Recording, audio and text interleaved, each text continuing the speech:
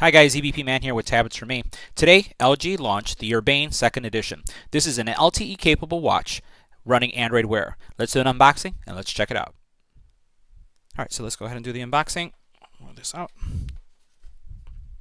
Okay. We have a quick start guide. So this is going to show you how to use the smartwatch phone features as well as the standard Android Wear features. Here we have our watch, and boy, this is a good looking watch. We'll take a look at it further detail, but it has a hefty weight to it. It feels like a real watch. There's a couple more compartments in here that we'll take a look at. Let's see what we have in here. So we have a power adapter, I don't know what this is, some type of adapter of some sort. We'll check that out in a couple minutes.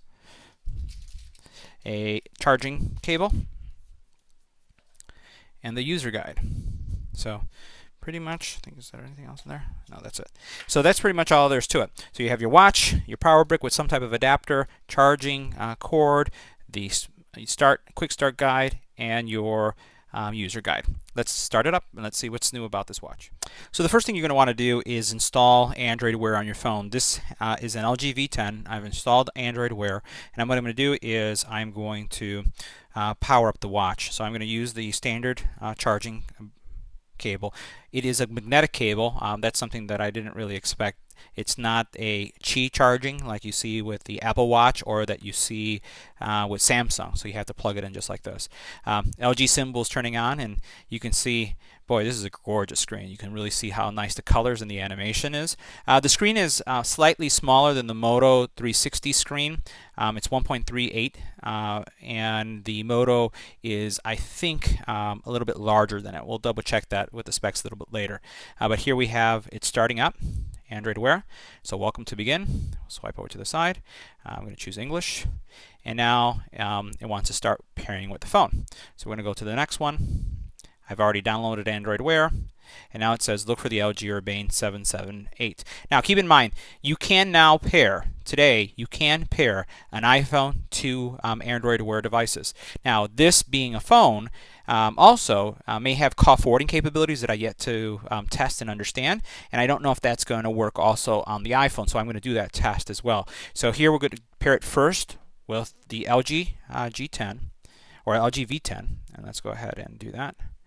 And let me go ahead and skip some of the stuff that's here on the screen and hit accept. And I'm going to turn on my Bluetooth. And now it's going to be looking for it. So now you see it found the Urbane. And now it says it's going to pair. So I get a little message here that it's ready to pair. I hit pair. And we'll see how they both work together. Paired. That was very fast. And now it's updating. So giving us some options. And one of the neat things about Android Wear is really the ability to dress up your watch. I have here a Moto 360 version 2, and while this is setting up, you can find really nice faces that are going to really dress up your watch and give it a real elegant look. So I'm hoping that the Watchmaker app will work with this device as well.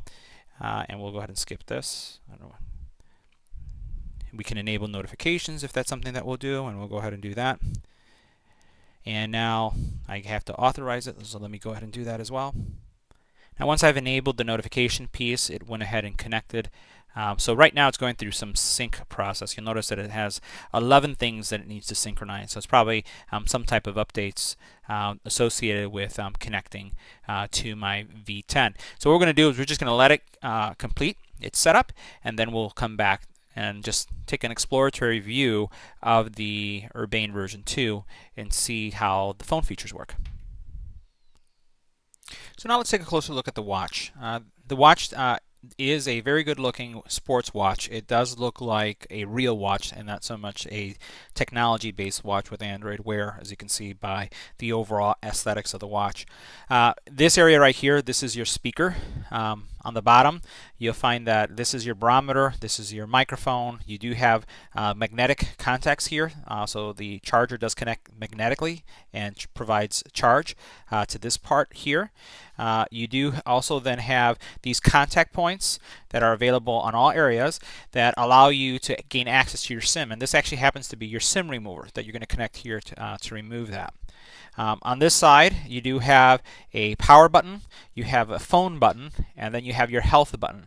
So if you press, for example, this button here, you're going to go into your health settings. If you press this one here, you go into your phone settings, and then if you press this one here, this is just you're going back, on, off, and there's multiple functions there that we'll go over as we do a detailed how this watch works, but it's pretty much Android Wear.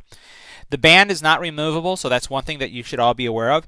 The band you cannot remove, and it also is where the antenna is housed, so that's one reason for it not being removable.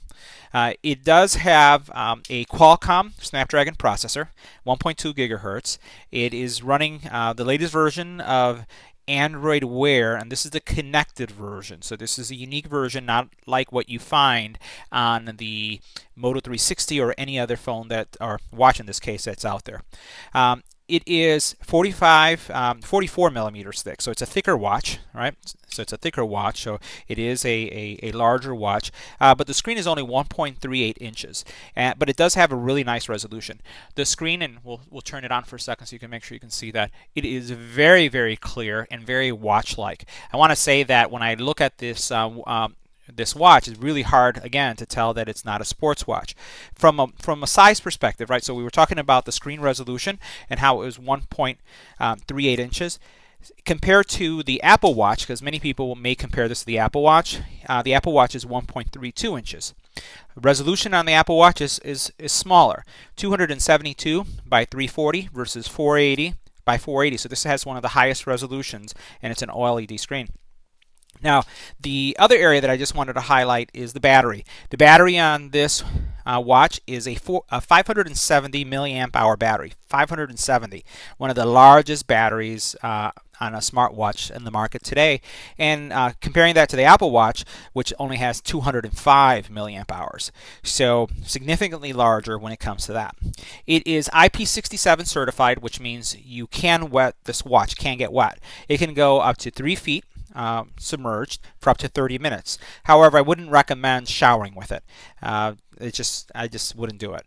The other thing is that the speaker quality is pretty loud, but it's not loud to the point where I would have it, if you're in a crowded area, if you want to be able to hear whoever's speaking, it's not that loud, that significantly loud. I'll do some audio tests and try to get it on camera so that you can hear the kind of conversations and how loud it speaks. It does have an auto dim mode. So this, for example, is their dim mode, and as you can see right there, it does a better job at the auto dim functionality than Motorola's 360 version 2 does. The other version is very pixelated, and it doesn't really look that good. So when the watch gets in this auto dim mode, so you can still see the time, as soon as you press the button, it kind of comes to life into full color so you can see the actual time. Again, some people like turning that feature off. You can choose what you want as far as leaving it on or off, because it will save battery if you have it completely out. The other thing to talk about is its cellular capabilities. This is right now available on AT&T and Verizon. There are other providers that say that they'll have it available as well, but that's still yet to come. Again, LTE capable, and you can make phone calls from it. So I've made phone calls from it. For the person on the other side doesn't really know I'm using my wristwatch to do it, so they really can't tell because it does have its own phone number. And now AT&T has that service where you can connect all your devices to use the same phone number, so that's something that you could do as well. That way you don't have to worry about call forwarding or something like that. So that's a nice feature. It does have a accelerometer, a gyroscope, compass, and we talked about the barometer as well as a GPS, so you can use that. The colors, right now all I've seen is the black, but I do know that there are several colors out there. There's an opal blue, a luxe white, and a signature brown, but all of them are coming with the rubberized band. So I would go to your local retailer, try it on, and see if it feels okay for you. I'll put it on my wrist so you can see it on my wrist. I don't have really big hands. I'm not a big guy either, but you can see that it's a good looking watch. I like big watches like this. I don't really like the small Apple watches, or even Samsung has come out with some of the smaller watches. My Moto 360 version 2 is the 44 millimeter version because I just like them larger like this, but it looks really good on your wrist. And again, no one can really discern that it is a smartwatch because it looks just like a real watch. So this concludes the unboxing and quick setup and a short review of the LG Urbane 2nd Edition LTE. I'll have other videos on the phone dialing capabilities and how it compares to the Moto 360 and some of the other smartwatches that I have here in the office. But for now, thanks for watching, and don't forget to like, share, and subscribe.